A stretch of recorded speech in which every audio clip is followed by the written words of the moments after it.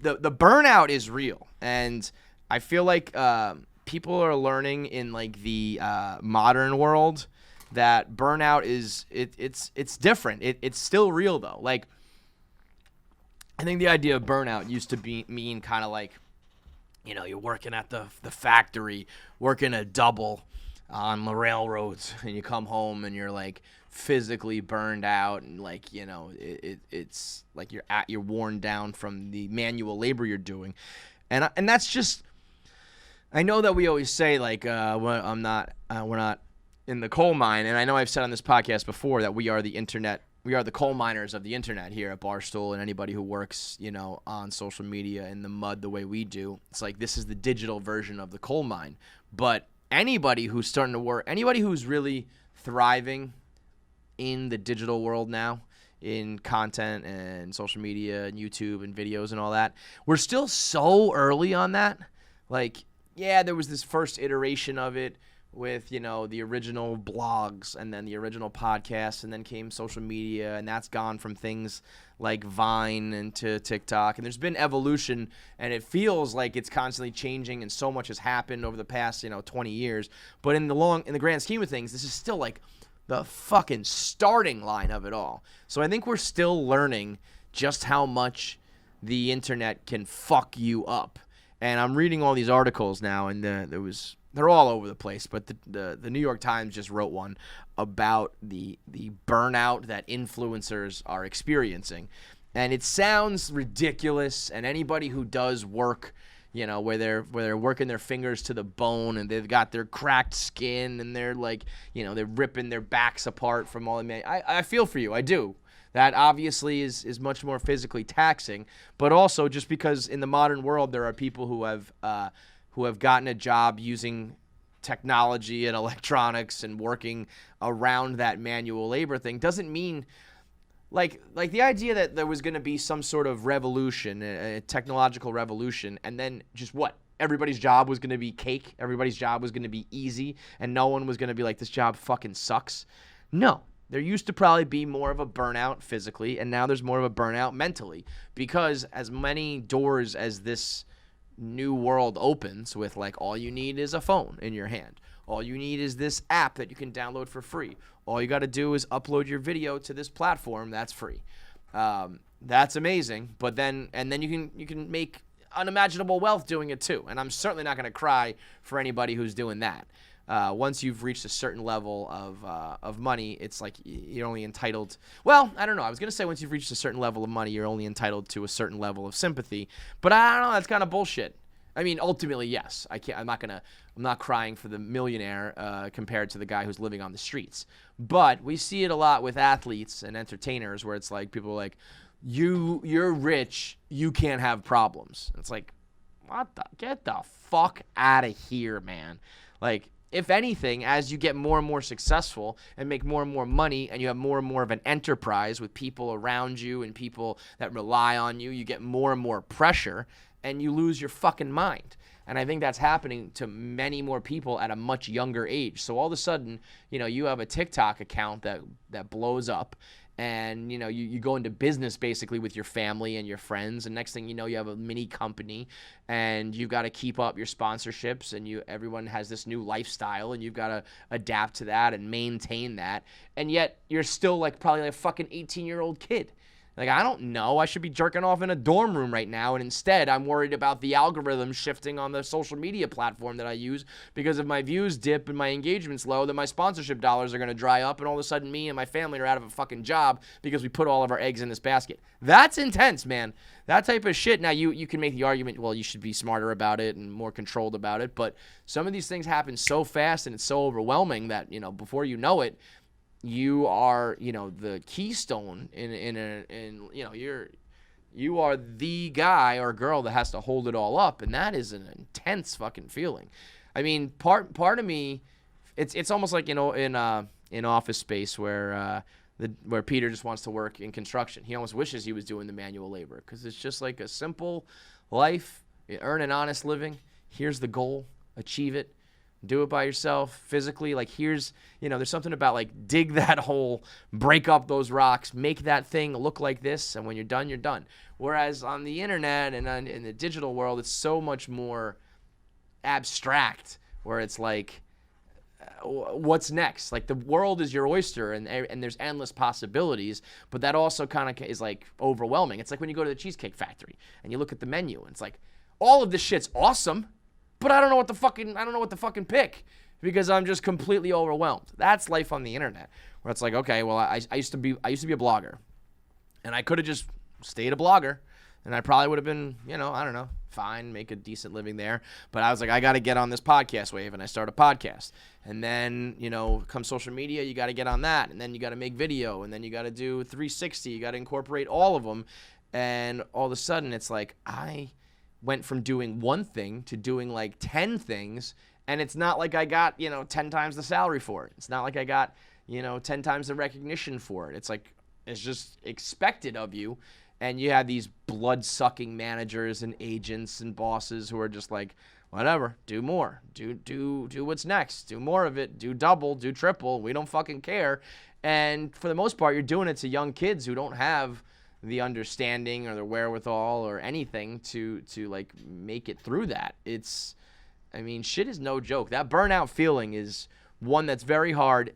You're not going to get sympathy from people who don't do it. They're not going to understand it.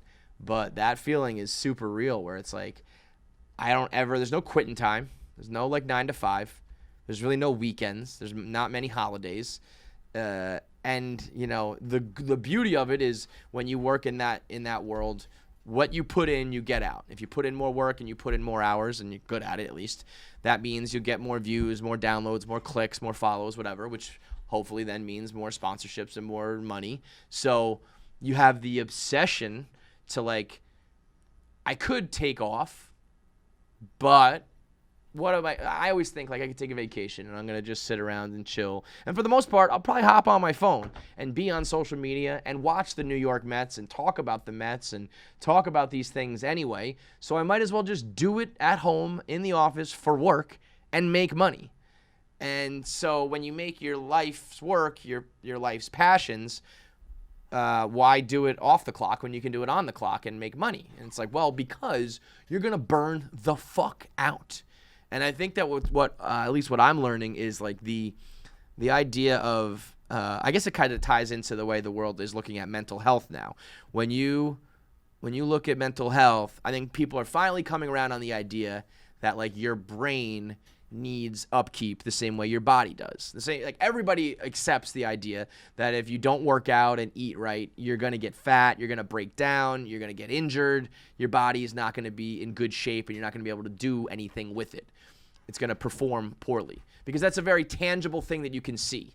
If I don't work out, I'm going to gain weight, I'm going to break a bone, I'm going to get injured, I can't do the things I need to do. So people are kind of like scared almost. It like scares you into going to the gym, because you can see, like I mentioned, the guys that I'm like, you used to be skinny and now you're fat. And that I can see that that's going to happen to me. I can see that is happening to me. So I'm like, shit, I got to do something about it. Your brain is much different. And I think that people are kind of coming around on the idea, but there's still a vast majority of us that don't see that if you don't do therapy and mental health and do mental exercises and give, and treat your brain the same way you would the rest of your muscles, you're gonna burn it out. You're not gonna like optimize it. And I think that's where, I know, so I do like so much shit at Barstool, to the point that I often have higher ups be like, you do too much, you're spread too thin. And my thing was always like, until I had one thing that was like a home run, smash hit, top of the charts. Everyone knows it, loves it. Sponsors are knocking down the door for it. I don't have that exactly. So I'm like, I need to just do, you can have one thing that you absolutely crush at, 100.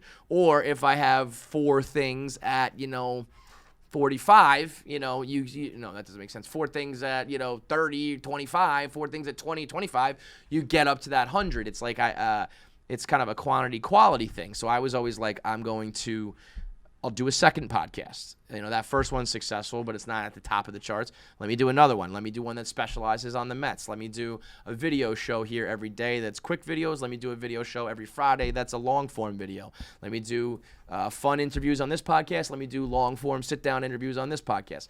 Let me, trying to differentiate and specialize on everything and get money and success out of everything possible. And they would always kind of be like, you're spread too thin. And my thought was like, well, what's, if I stopped everything and just did this podcast, it's probably going to be the same thing. Because what I do here is I turn on the mic and I talk about my thoughts and I talk about the things that I saw and read and experienced. So it's not like this is going to radically change. But then I think I'm starting to learn that in a way it will. Because if I'm not doing all that other shit, and let's say that I'm going places, I'm traveling, I'm living, I'm experiencing, well, that means the conversations that I have on this podcast will get, hopefully, better.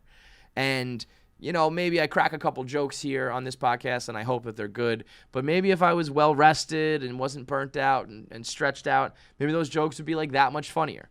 And maybe, you can add all that up of, the experiences that you have, because you're not just, there are times I'm in this studio for hours on end. I walk out, I'm like, what the fuck just happened? What day is it? And had I maybe just been, consuming what's going on rather than performing the whole time, that, this show would be better or this franchise would be better.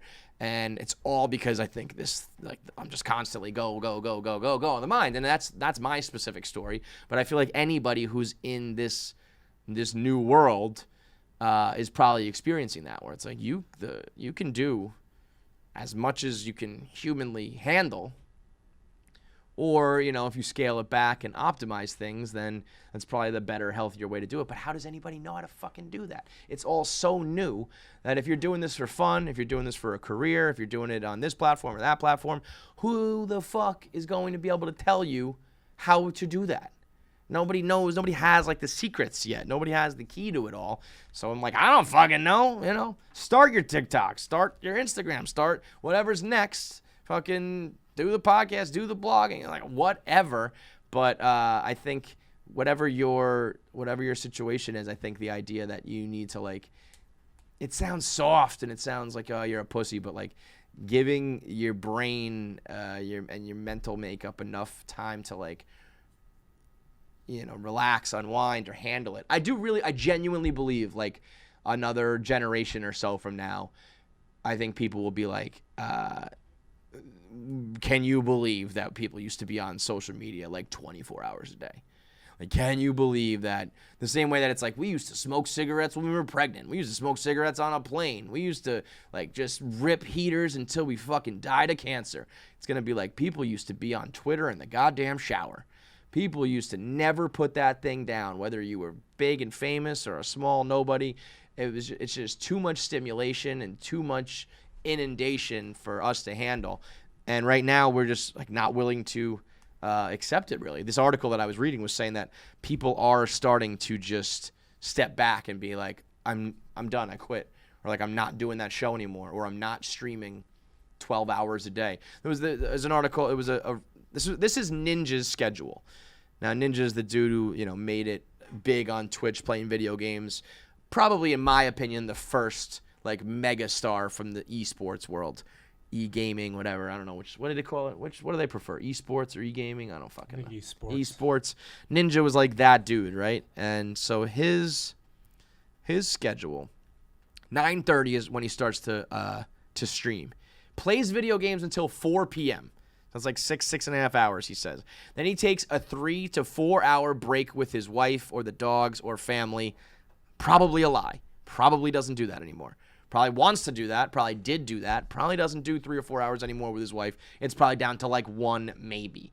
He says, we have family nights. It's you start that way or you aim for that, and then things pop up or opportunities come out, and you don't really do that. And then he comes back around 7 o'clock and plays till 2 or 3 in the morning. That's 12 hours a day. And then he sleeps for 6. Now, again, no one's going to fucking cry for this guy because he's choosing to play video games for 12 hours a day. The same way that people don't really feel sympathy for a basketball player or a singer, a basketball player who plays, all year round, or an entertainer who tours, for 500 straight days. But people don't necessarily sympathize or feel bad, but they do recognize how difficult it is. Like, nobody's going to cry when no one's going to be like, oh, my God, Demi Lovato, Demi Lovato had it bad. She went through some shit where people really did sympathize. Justin Bieber. When Justin Bieber canceled his world tour, people were like, oh, cry him a river. He's so rich and famous and, like, has, so many parties and girls to fuck that, he canceled his tour and he can't do it. Wah, wah, wah, what a baby. But they'll acknowledge that going on tour and performing every night is very hard. It's not something they could do. Video games and blogging and podcasting is something that the world still thinks they can do. Like, oh, I can play video games 12 hours a day. No, you fucking couldn't. First of all, not well. Second of all, no, you couldn't. You think you could, and you would do that for a week, and you'd be like, I can't even fucking look at the screen anymore. And Ninja was like, I'm going to do that shit every day for years on end. Same way people are like, fucking fire KFC, he sucks, he doesn't do anything. You can't talk. You can't babble into a microphone like I can. I don't think it's the greatest skill in the world, but there aren't people who could just talk and talk and talk and put out content and give and give and give. And then that turns into hate, and that turns into you should be fired, you suck, I can do your job better than you. And that's a whole other level of it where now not only are you spread thin, but now you're dealing with the hate and the negative feedback. And the whole thing is fucked. But nobody ever says like, wow, that's impressive. Or, wow, that must be hard. Because, again, we're still so in the infancy of it all that people think you're just shooting the shit. You're just talking about sports. You're talking about girls. What's so hard about that? The day will come where people acknowledge that, A, we should never be on fucking social media 24 hours a day. And, B, the blogger, podcaster, influencer, video creator, YouTuber, streamer, whatever it is a career and a skill that, like, deserves some respect, or at least the recognition that it's fucking difficult. Because right now, people just don't get it.